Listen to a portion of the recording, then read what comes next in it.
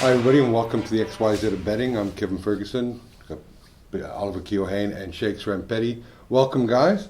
As we wind down the last 9 games of the Premier League season, we've got the semi-finals of the FA Cup, I believe, this weekend as well. So it's good weekend of soccer, but geez, it's been unrelenting. Yeah. So let's get straight into it. And big game for Fulham against Leeds on Friday. Yeah, I mean, Fulham's going to be sort of there's more in it for them than there is for Leeds.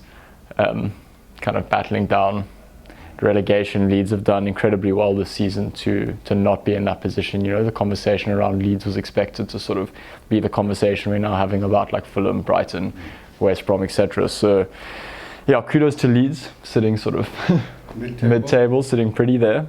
So yeah, this game definitely means a lot more to Fulham. Never has mid-table looked so attractive. Yeah, exactly. If you Wow, yeah, no, I definitely agree with regards to what Oliver's saying in terms of Leeds United are sitting comfortable at mid-table.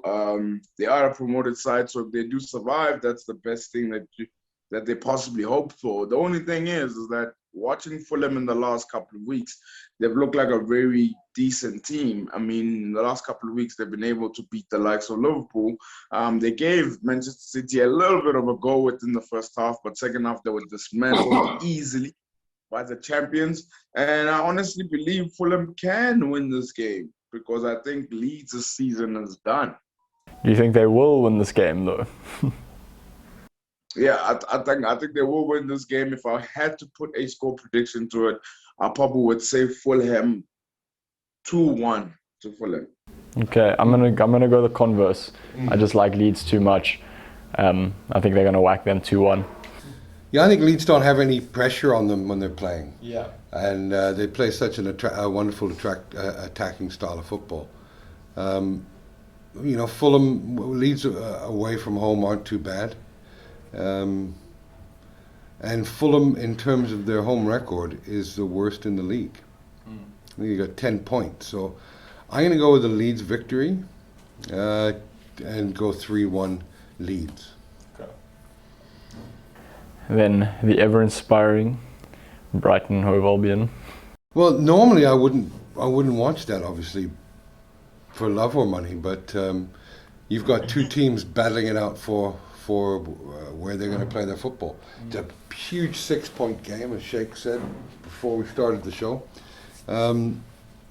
Shakes, let's start with you again. Newcastle, Brighton.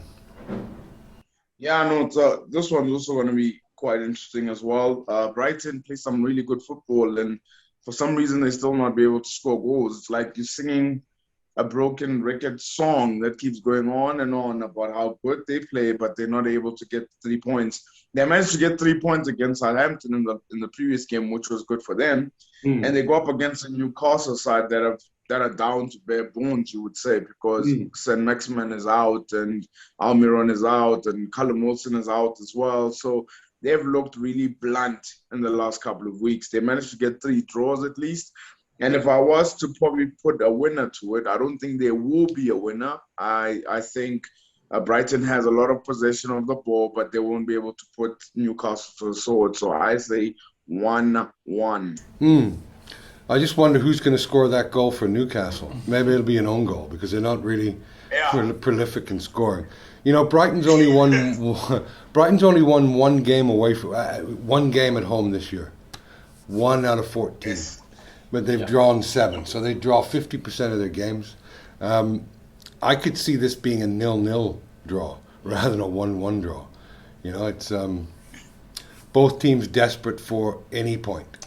That's my call as well as a 0-0 draw. I don't think much scoring capacity there on either side. Also, both sides haven't won in the last four matches. A lot of draws there. Like you said before the show as well, just trending downwards too. So I think it definitely got like a stalemate written over it.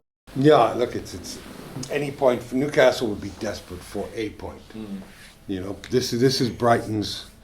This is a huge 3-pointer for Brighton, but you know they've only won 1 game at home this year, so you can't overlook that. So for me, 0-0. Okay. The Tottenham game was postponed with Southampton because they're playing on Sunday against Aston Villa. So let's start with the 5 o'clock kickoff. West Ham versus Arsenal. Yeah, it's a tough one. I mean, Arsenal looked good in the second half, especially against Spurs. West Ham have looked good the whole season, but obviously went down to United, who have been, without a doubt, the second best side in the Premier League. I think we've got a pretty evenly stacked matchup over here, and the odds say at 2. I mean, Arsenal favoured at 2.48, but West Ham at 2.80. I do just have a feeling that it's a West Ham win, though. I think there's been a clear sort of structure to the way they've played the whole season. Really enjoyable football. David Moyes just Yeah, we were talking about them as relegation threats at some stage. Yeah. And now they're cruising. Where are they sitting on the table? I think like 6th or something like that. Yeah, 5th. West Ham 5th. So. Yeah, I could see this being a 2-1 to West Ham. Yeah, I have to agree. I like West Ham. Nothing separates these teams in the last 15 games of form. They both got 27 points from the league. Arsenal have improved over the first half of the year's performance, but not so much that it's a great performance. Yeah. 27 out of 45 points is not an Arsenal type standard, is it? Let's ask him. What would you say, Sheikh? Yeah, no, guys. I think I agree with you guys in the sense of West Ham has really been good. They've been really solid. The only problem I have with West Ham, though, guys, is they're playing Arsenal. Sorry. The only problem you have with West Ham is that they're playing Arsenal. Yeah, well, that's one of them. And then the second one is whenever they play against sort of the bigger sides, I don't know, David Moyes doesn't seem to really go for it. I mean, I know he beat Spurs recently, but their last game against United, guys, I think the opportunity was there, but he went to Old Trafford with this probably mentality to not lose. And you've just seen that when even maybe City as well, that he does play, but it is Manchester City, of course.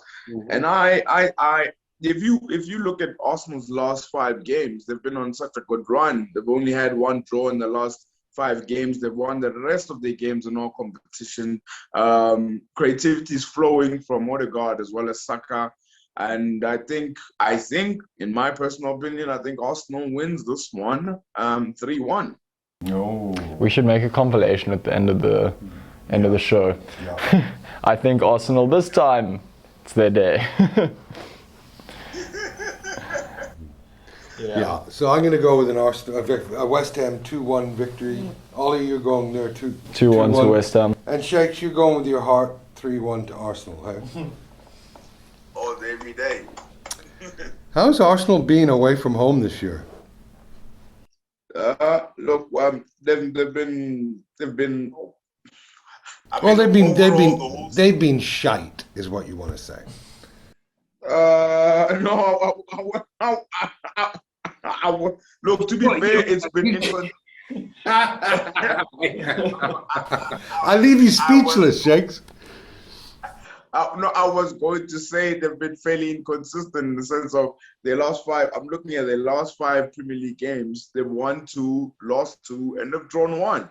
So it's inconsistent, but it's not the worst. It's not the worst in the world. But I think this season is a bit of a write-off with regards to Arsenal from my side. I think I'm just focusing on the Europa League.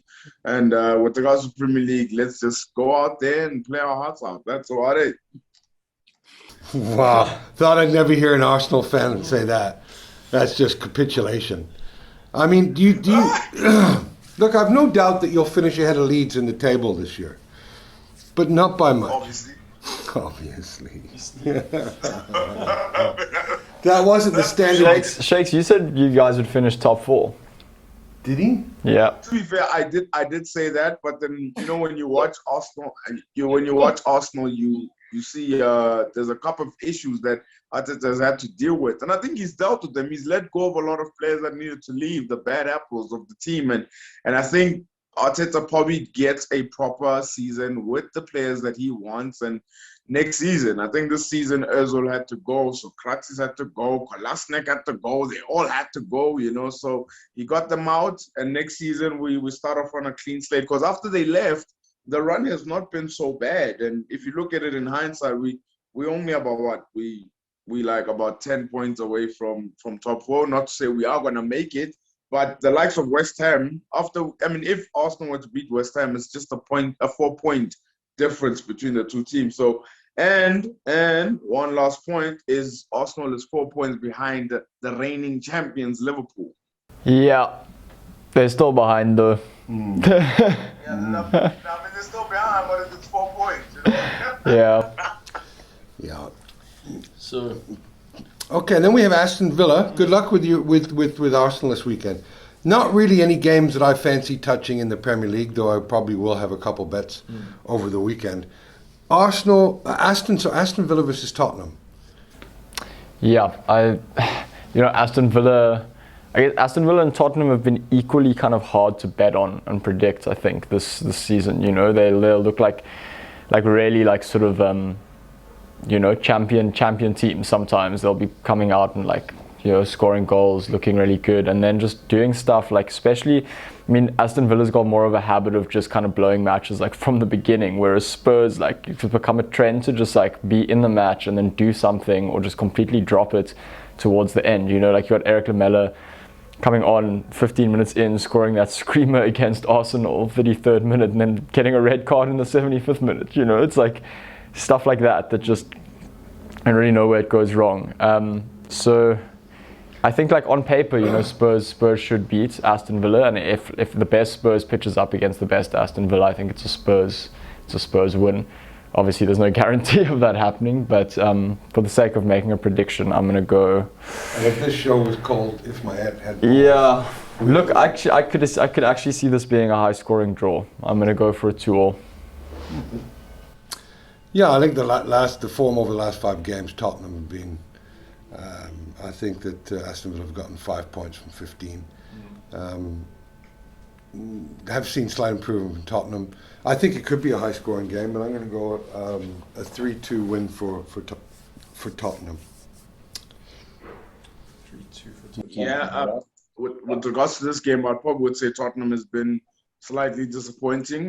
Before Arsenal, they had won their last 5 games in all competitions, and I thought that now finally Jose Mourinho finally worked out the Bale and Kane and the Son thing, and just how he approached the game against Arsenal was really bad. They set off, they made it look too easy for Arsenal as well, considering the magnitude of the game. And that's when I was like, I don't think they're gonna make a late run for the top 4 as well. Very consistent in that. And against Aston Villa, I think if anyone who's watched Aston Villa over the last couple of weeks, without Jack Grealish, that team is practically toothless.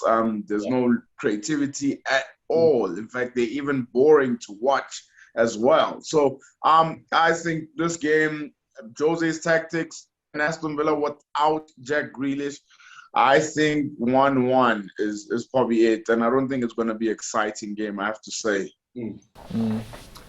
Well, okay. Yeah. Well, I'm not going to argue with you, but I think we might be in for an entertaining goal fest.